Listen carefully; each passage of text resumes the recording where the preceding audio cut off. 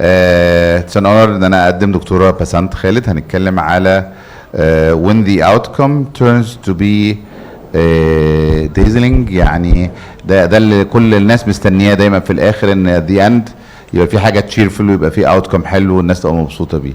بليز اتفضلي. Good afternoon, dear doctors and professors. It's such an honor to present today our case titled When the Outcome Turns to Be Dazzling.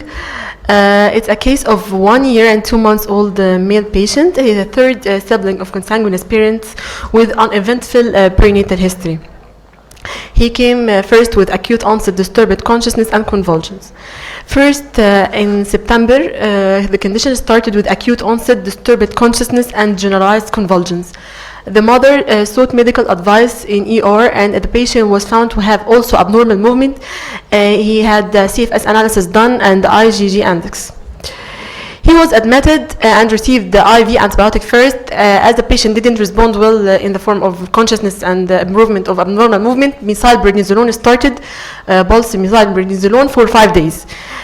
His condition improved completely and discharged in oral steroids. In October, after 2 weeks of discharge, the condition recurred again in the form of drowsiness. He was readmitted and received IVIG. Surprisingly, he regained consciousness and discharged again. 1 day only after discharge, the patient developed excessive irritability that wasn't justified by any reason. He was readmitted again and received pulse IV methylprednisolone for 5 days. But the condition showed no improvement, and the patient developed severe deterioration of consciousness, abnormal persistent choreiform movement of the tongue, upper and lower limb that prevented him from sleep and proper oral intake. Based on his clinical condition, the patient was admitted in pediatric ICU. He was admitted for 50 days and received another dose of IVIG, but also there is no improvement. Second-line immunomodulatory therapy, rituximab, had been given in 3 doses. طبعا كانت guided بال CD19 as Dr. Hafiz mentioned, and the patient condition improved dramatically, and he was discharged after improvement. On taking the developmental history, we have seen that before illness, the patient had normal motor development. He was walking few steps with support. He was mentally normal, and speech, he was saying 2 to 3 words. After the severe illness and deterioration, the patient regressed as there is no walking, no sitting, or even head support. There was disturbed consciousness. There is no word, just sounds.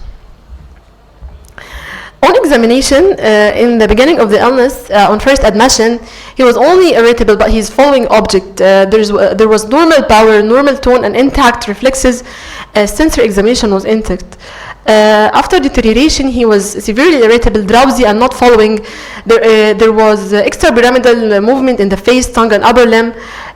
He has also, by motor examination, showed left-sided weakness grade 4 out of 5 in both upper and lower limb.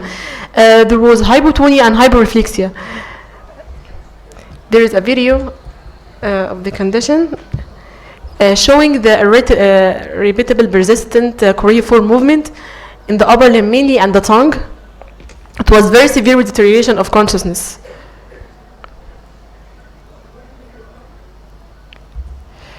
To sum up, it's a case of 1 year, 2 months old male patient with previous normal mental and motor development with recurrent attacks of DCL, extrapyramidal movements, regression of acquired milestones and deterioration of consciousness, left-sided weakness, hypotonia, hyporeflexia. The patient was investigated and basic labs done were normal, serum ammonia and lactate were normal. He had CSF analysis that was done on admission showing elevated protein level.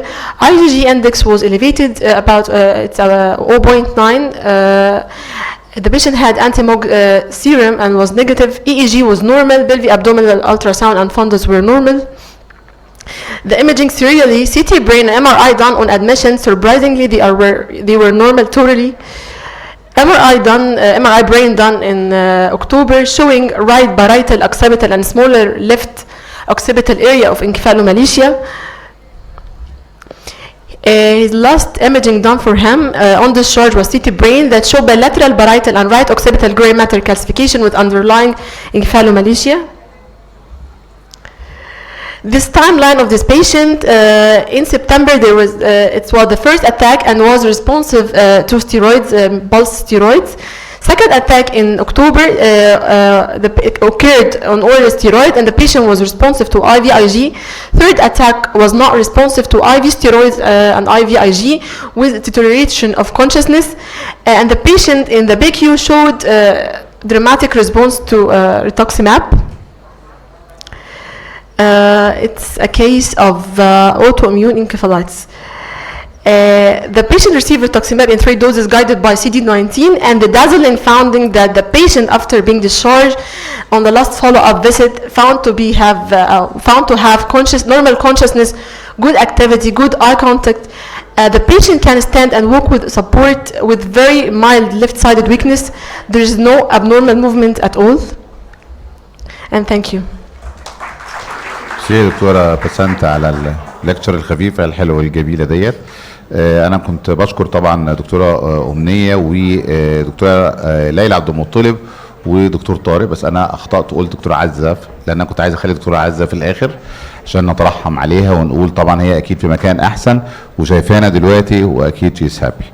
ثانك يو. بتهيألي احنا كده we're closing this session. احنا المفروض ناخد بريك نص ساعة، هنخليهم 25 دقيقة بعد إذنكم. الساعة 3 هنبدأ، ما هي عشان نبدأ تبقى فيه نص ساعة ديلي بس، فالساعة 3 هنبقى بادئين السيشن اللي جاية، فاستأذنكم إن قبل 3 نكون في القاعة. شكرا. الدكتورة مريان الصورة بتاعت